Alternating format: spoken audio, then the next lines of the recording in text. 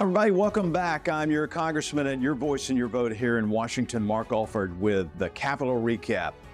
You know, we've been pretty busy the last 2 weeks delivering big legislative wins for you. This week, we led a visit to the Small Business Administration. You know, after months of canceled meetings and failure to show up before our Small Business Committee, we finally got to meet the administrator, Isabel Guzman. We had to go to her. They tried to keep us out of the building. We filed the CABO Act, the Congressional Access to Bureaucratic Offices. They finally let us in. Now, this was an important step in the committee's oversight to really hold them accountable, to recover $200 billion in fraud from COVID loans. Recently, we also introduced the Holding Agencies Accountable Act. This bill is really trying to enhance transparency and accountability in the federal rulemaking process. You know, a lot of times Congress and the public, including businesses affected by the rules, really don't know when the rules have been officially submitted by the federal agencies. We want to change that. That lack of information can lead to insufficient time to review and respond to some of these, and that could result in unexamined or hastily approved regulations. Well, next, we passed our first bill. Earlier this year, we introduced the successful Entrepreneurship for Reservists and Veterans Act, the SERV Act.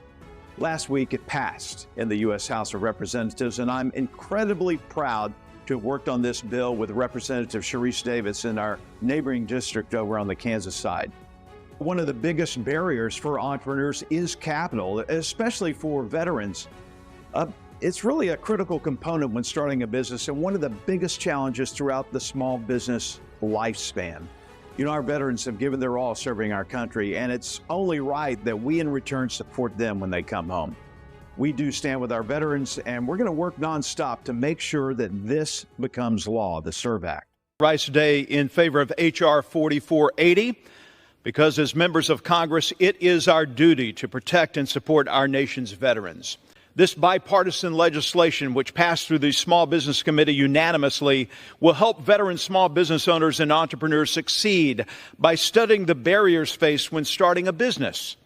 This bill will commission a report on the outreach and promotion of existing veteran-focused small business programs to make sure that veterans can access all available resources, capital, and credit. My colleagues and I also moved to censure Jamal Bowman for his recent decision to pull that fire alarm and delay a vote on government funding. Yeah, he's a sitting member of Congress, and he was criminally charged and pleaded guilty to falsely pulling that fire alarm. So, what should our response be as a House to this willful act of obstruction? To this point, Mr. Speaker, nothing has been done.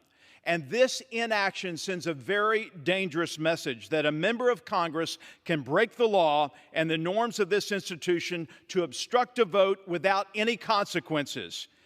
I recommend that the entire body vote yes for the censure. Thank you, and I yield back. You know, each year Congress also has to pass the National Defense Authorization Act, or the NDAA.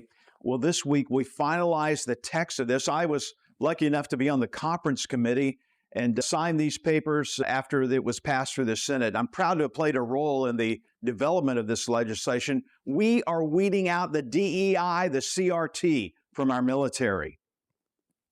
As a body, we also passed the Choice in Automobile Retail Sales Act, or the CARS Act.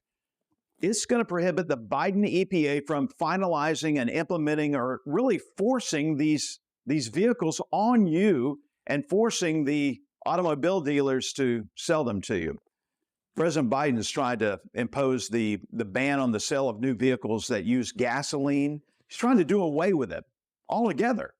It's all part of the Green New Deal, and we didn't like it one bit. We did finish up with some TV and radio interviews, being a strong conservative voice for you, so be sure to catch us next time we're on. I certainly would. I've been supporting that for some months now. You know, we can't have it on our government phones, and there's a reason for that. TikTok is a spy tool by the Communist Chinese Party.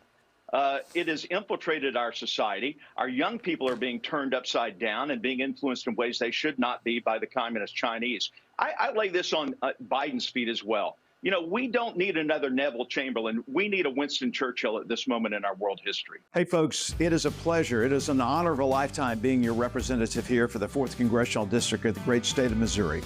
God bless you. God bless America. And we'll see you later.